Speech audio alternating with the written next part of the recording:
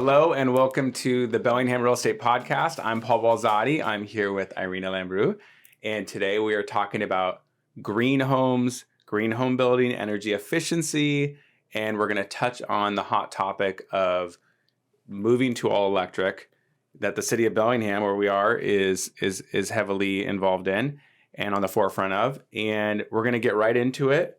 So Irena, welcome. Thanks for having me. Yeah. And how long have you been in real estate?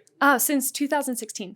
And how long have you been at John Scott Real Estate? Over a year now. The best real estate year of your life by far, right? Yes. Of course. Absolutely. Of course. And what's your background in this subject? Why am I having you on?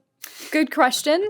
It's a huge interest of mine. I finished my graduate degree at Western Washington in 2014. It was focused on food waste, so not electrification or green builds. However, it really opened the floodgates for my interest in climate change, climate justice. I've taught sustainability at a college level. And I've also, in the last year, been part of this grassroots campaign called Safe Bellingham, which stands for Standing Against Fossil Fuel Expansion in Bellingham, to really help move forward this whole electrification of our city. Very cool. Yeah. So you're the right person for the conversation. I like it. So let's get into first. We'll get to the city of Bellingham stuff. Let's first just talk about in our own homes. I have solar panels. I have some things I've done, but I have a newer home. You have an older home. I know you've got into a remodel recently. So talk about what you've done to add energy efficiency to your house. Yeah, for sure. So we are in our second remodel currently. We're just buttoning it up. It ended up being about a 10-month project because when my husband opened up the walls, we had this nice surprise that there was absolutely no insulation in the walls. Wow. Yeah. Plus a lot of rotting and other things. And that half of the home, the original home that used to be on the corner of Starvin' Sam's and then was moved up to where we are now in Fairhaven. So it's had quite a life. It had no heat source, really. So the old wood-burning stove was long ago decommissioned. So we had to figure out how to put heat in. And so we installed a ductless heat pumps. And then we also did the eco-green ceiling radiant, what are they called? The radiant panels in the ceilings. In the ceiling. So yeah. I talk about those. I haven't seen those. They're really sweet. You can't even notice them when you walk in the room. They're just a long, thin panel that's electric. They have a little thermostat on the wall. And it just feels, I don't know if you've ever gone to a hot yoga studio, but it's a little bit like that. It's like that nice warmth. I like that feeling. And it also I think it's supposed to heat the objects in the room. Oh. So it's that, yeah. So, anyhow, it's really lovely. And then we also installed some electric radiant floor in our bathroom because we did a full tile. And so it's nice to have that warmth instead of a cold tile floor in the winter. Cool. And then you have the ductless Yep. in the living area and that adds the air conditioning and everything too. Yeah. Super cool. So all electric with all those features. And what else have you done? I know, we were talking about insulation before. Yep. So now there's insulation. And you did the walls. Yes. Did you do everywhere? What about windows? Yeah, we also did windows, nice big windows. So not only double pane storm kinds of windows. I don't know why I'm blanking on that word right now. But they also bring in lots of natural light. So the original windows of the home were a lot smaller. And so now it just opens it up and you don't have to turn on your light all morning and all that. So, Sweet. Yeah. So as a realtor, when we go into a home, when we're house hunting with our buyers or when we're working with the seller or just meeting with the homeowner, there's obvious things that people know, putting the better insulation or better in between the doors. Yeah, the weatherproofing. Weatherproofing in the doors and things like that. But what do you look for when you go into a home? Yeah, I think insulation is a big one. So I'm not an inspector, but I do my best to kind of pop in and check out attic, crawl space, or just really look at that detail on the inspection report. I don't think that most folks realize that even if they have insulation, a lot of times if it's blown insulation up in their attic, as soon as anyone, even an inspector, walks on that, and we know nowadays we have pre-inspections, there's 10 inspectors up there walking around. So that gets moved around, it gets compacted. If anybody stores anything in their attic, that's going to really decrease the efficiency. And so I think insulation is really important. And we have so many old homes here in Bellingham. So just updating that, getting that quality R efficiency with the insulation, that's super important. And then windows. I think upgrading windows can really help a lot. It's huge. It's huge. And these are just like small things. I'm not going like, you know, there's the list. Right. I would love to do solar panels one day, but I'm not going to tell all my homeowners to go get solar panels. Right. You know, right. It's expensive. It's an upfront expense, even though it can have, you know, a return over time. Now, that putting things up in your attic, that is a big one, because you see so many people storing things in their attic. And so pulling things out of the attic and getting it, so you could have insulation in your basement, you could have it in the attic, but it probably needs more in the attic, or probably potentially needs to be redone. And there is rebates on that, right? Yep, there are rebates. And like, I don't really love to talk about this, but sometimes people have pests. And that can also really mice and rats make a big difference in your house, because if they're messing it up, that decreases the efficiency. And it's gross. It's gross.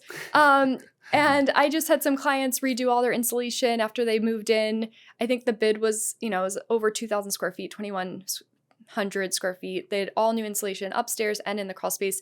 Everything was fixed, vapor barrier, $6,500. And then they had this $5,000 rebate from the state of Washington. So, you know, that's I think really good. Over time, that's going to save them so much in heating costs. And there was also pests. So it like cleaned everything out. They're not going to have any smell. That's awesome. Like, it was great. They were super stoked. That is really good. That is really good. Okay.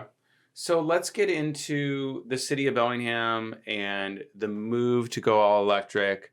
Let's first talk about with new construction. We've been national news with the city of Bellingham's proposals for going all electric. Where did that come from? I know you said you were on that you were with that grassroots group. Where does all of this where did it start? And where are we at now with that? So a few years back, the Bellingham Climate Task Force put together this plan for the city of Bellingham to move towards, you know, their 2030 sustainability goals of how to be more sustainable here as we continue to face the problems with climate change. So this whole code ordinance about new construction that's been hitting national headlines is based on that. Like, how do we get to these targets? Well, part of that is that over 40% of our pollution in Bellingham comes from buildings. And so, while a great solution is to electrify these new builds as we continue developing here in the city of Bellingham, because we all know a lot of people are moving here and we're just continuing to grow. Okay. So now I want you to make the argument for me, because on why, even when you're going to do a remodel right now, why, and we'll touch on what the city may or may not do, but why somebody should go electric, because I look at it as a homeowner and I have a natural gas furnace, a high efficiency furnace with electric heat pumps all around. I have a gas stove. I like my high efficiency gas furnace. It seems to be relatively efficient. Why go electric, or why make that move when in some cases, now with propane's quite a bit more expensive. I think that's pretty clear if you know gas prices, but with natural gas, it does feel like it's pretty efficient and affordable. So why go electric? I know there's environmental reasons. It's better for the environment, but give me the case. Give me the case for it. I'm not here to persuade anyone either way. You are. I think a good way to put it, Paul, is like, why would you buy your Tesla? I do have a Tesla and I love my Tesla. Well, many reasons. One of them is yes, the same reasons. That's fair. And I will say that part of it because it's just fun to drive, and it makes farty noises. I know. For my kids love that. You can make farty noises with it, but also it is about $4, $5 to get it to full range instead of like $50 at the gas pump. So that definitely was part of it. There's an economic part of that. For sure. So I think there's a lot of maybe, I don't want to say misinformation or misunderstanding, but a lot of what we know about gas being cheaper is outdated. And so now the electric technology has caught up. Everyone loves their, I don't know if everyone has one. I don't have one. Their Wolf range, gas stove, restaurant grade, high quality. Everyone thinks it like cooks your food perfectly. And at the same time, the induction stoves that we have now are way more energy efficient and they do a better job than those gas stoves. I'll just read off a few things about, having gas in your home and how it can affect your house. Sorry, I'm just going to read real quick. And I can totally post these if we want to post them somewhere in a blog afterwards. But more carbon pollution comes from natural gas, than coal nowadays. Unburnt methane is 84 times more potent than carbon dioxide. Okay. Gas explodes every 4 days in the U.S. And here in Bellingham in 2019, there were 105 gas-related complaints over the year. So that was 2 calls every week for gas-related complaints. 1 hour of cooking on a gas stove produces nitrogen dioxide levels that would be illegal outdoors. So there's no regulation of indoor air quality. And I don't think a lot of people even realize unless you have a tool that measures air quality in your home, you're probably not thinking about that. And kids who live in homes with gas stoves are 42% more likely to experience and or develop asthma. And so I'm about to be a new mom to be. And so congratulations. Thank you. And so this is something like we have a gas stove that we cook on. But it's something that I've started to think about a lot. Yeah, I have kids and now you're scaring me. Yeah. I mean, come on. And we all know like the big gas leak on Whatcom Creek and the explosion. This is terrible to say, but we have a carbon monoxide detector in our house. But when it goes off, or the smoke alarm goes off, our dog goes crazy. So we end up just unplugging it. Oh. And then like what happens? It's like, well, gas is odorless and methane, you can't really notice if it's leaking. You might get a headache, but you might not think, oh, that's a methane leak. So actually methane smells like sulfur, but sometimes gas you can't really smell. Anyhow, but it could be really dangerous. And so if we have these new alternatives that are safer and more efficient and are doing the same job that gas appliances can do, it just kind of seems like a win-win. Well, and I know that, or at least I think that electric furnaces can be a little bit more expensive than natural gas furnaces, but I know that ductless heat pumps are definitely the most efficient. They're efficient. They're expensive. Yeah. There's rebates. I think we had a couple $1,000 rebate on the ones that we installed. So that helped alleviate some of the price. But the nice thing is, as we're all experiencing these, we had some hot days this summer. I think we were like one of the only homes in our neighborhood that had AC. And because heatless duct pumps give you the air conditioning like we talked about earlier. And we were in the middle of our remodel. My husband's like slinging away and he just broke down. He said, I'm turning on the AC. And I was like, no, don't turn it on. It's finally warm here. But funny. Yeah, we had that luxury of having some air conditioning, which is kind of nice.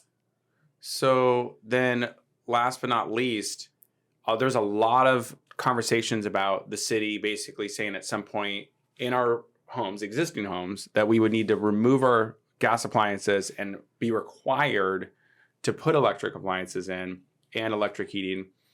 What is your thesis on whether that's happening or not? Like, what do you think? Do you think that's good? The city's going to do that? Not right now. There's no current proposals for that. It's they're really focusing on new build. And I think it will be probably similar to the solar panel rebates and subsidies they did a few years back. If people want to do the conversion on their home, then right now Mayor Fleetwood is working on some kind of subsidy to pull funds together for folks that want to make this conversion. But there's also the infrastructure bill on the federal level, and then there'll probably be some state money too. Mhm. So I think they're trying to figure out how to make it easy and support people that want to make that change. Mhm. But I think that, no one's going to come to your home and pull out your appliance and force you to make that conversion. Okay. You And know. so you think it's going to be more of a rebate I program, more of an would say incentivized kind of yes. program to try to get people to do the upgrade Yeah. if they can pull it off. Yeah. And so that's good news. And I think that's a really important note. Yeah. Is that there isn't any proposal for that right now. No. And there's a lot of fear out there that there will be. Yeah. But it's more likely that Fleetwood is going to be going in the direction of, with the city of Bellingham, the rebates, the credits, Yeah. the incentives. So if you put a natural gas furnace in, you'll probably not be penalized for that necessarily. Yeah. Well, that's very good. So that is all really, really good information, Irena. Thank you for sharing. If you need a realtor in Whatcom County who cares about these things, I think we found that you definitely have the passion. So very cool, and I appreciate all of that. And so thank you for coming on today. Thanks for having me, Paul. Yeah. Please subscribe on YouTube to this. If you're watching on YouTube, please subscribe to the podcast if you haven't already. Thank you. And I think we're going to put together a blog. Oh yeah. That has list out some rebates for what we talked about and gives a little bit more statistics. And, if you have questions, feel free to reach out or drop a line. Mm-hmm. I know it's kind of a hot topic, so we want to just be a resource. Yeah, we'll definitely post any current rebates on the Facebook link, on the YouTube link for sure. Yeah. So love it. Okay. Thank you, Irena. Thanks. Thank you for watching. Thank you for listening. Paul.